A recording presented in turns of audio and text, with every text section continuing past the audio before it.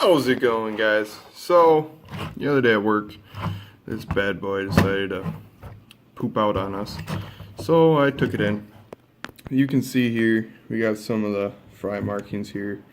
Thing did not stand a chance.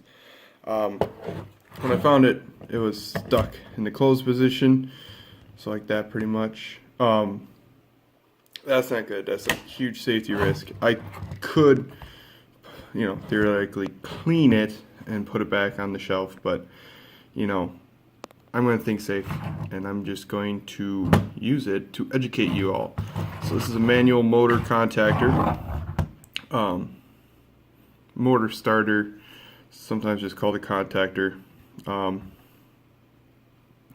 Breaks all lines. You see some of the ratings here. This is an Allen Bradley. They actually are pretty good, and we got some of the listings here.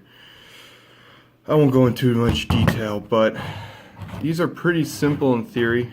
I already got it popped off a bit. For some reason, forgot my stand where it should be. So just give me a sec. I'll restart when I have it open. Alright, so we have it open here. You can see into it, we still got some more burns going on here. What have you. Contacts. Oh, there goes the spring. Boing, boing, boing. Alright. Contacts are in here. This is what actuates it. First basic principle. Set the spring aside. Here we have an electromagnetic coil. Pretty simple. You put current through more times than not.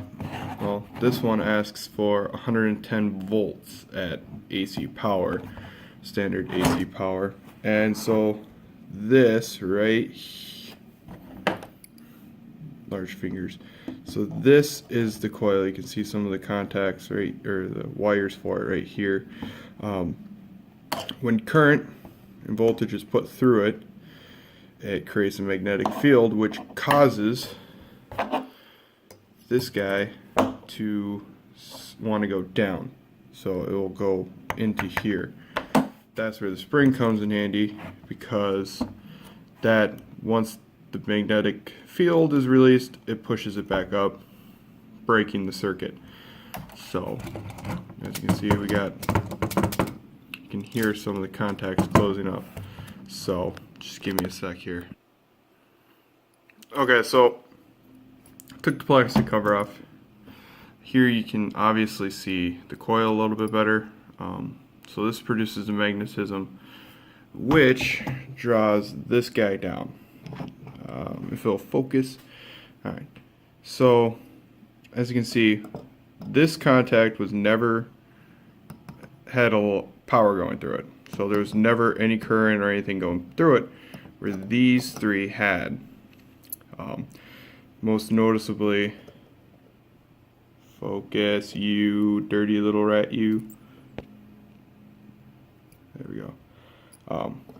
As you can see, there's kind of a chip going out there, and it's actually noticeable here. All these little pieces came out of this sucker when I tore it apart. I need a camera. So this iron base here is where the magnetics draw it down.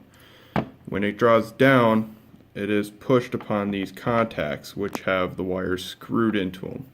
So these little screws go right in there, completing the circuit. And in order to have power going to your motor or whatnot, you need a complete circuit.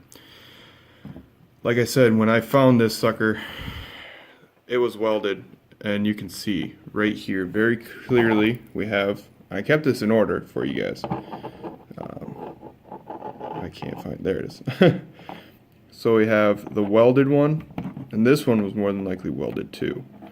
You see all the black carbonization going on there, so this is all carbon from its striking arcs. When it lifts up, if you've ever seen like a Tesla coil or even lightning, whatnot, it's all an arc. Tesla coils and lightning obviously are static, this is AC current going through. But if you have the right contactor for the voltage, they'll actually clean themselves. So they'll start to really look like these two. But this is a brand new contact. I mean, this is what they look like right out of the box. And it's very prevalent in the fact that it's clean. This is what you start to see as time goes on. This guy, you know, this is, you know, still working contact, or it seems like a working contact, although you do see this meltage going on all of them. I mean, this is the other side. So again, this is where your wires come in. So these wires, I believe, go to the motor. I gotta think here for a second because I took it apart and I kept rotating it. I believe these ones go to the motor. These are your power lines coming in. Pretty simple. Again, you know, this is why you make sure you rate your contacts, rate all of your electrical properly. Otherwise, this tends to happen. I'm glad, after seeing this little chunk pulled out here, I am super glad I did not decide to clean it and put it back on the shelf. This is junk now. This is complete, total junk. But if you have any questions, I'd be glad to answer them. Go ahead and comment them. For those of you at South Hennepin, this is actually for you guys. One of your teacher's assistants, I believe. I work with him, and he gave me the idea to do this video for you guys. So, brief overcap for y'all. Electricity is nothing to play with, as you can see here. I mean, this is melted metal, carnage galore. You have carbonization going on here. My camera doesn't like to focus at all. And that's why you really be careful. Don't mess around. If anything is going wrong and you do not have the professional training to do something, don't do anything. Otherwise, you can get hurt or killed.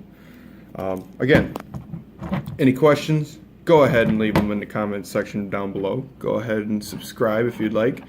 I love doing these educational videos. I love showing you guys what's inside of things because I love seeing what's inside. So I hope you all have a wonderful day. Keep plugging along. Remember, stay in school. You get to do this kind of stuff later on in life.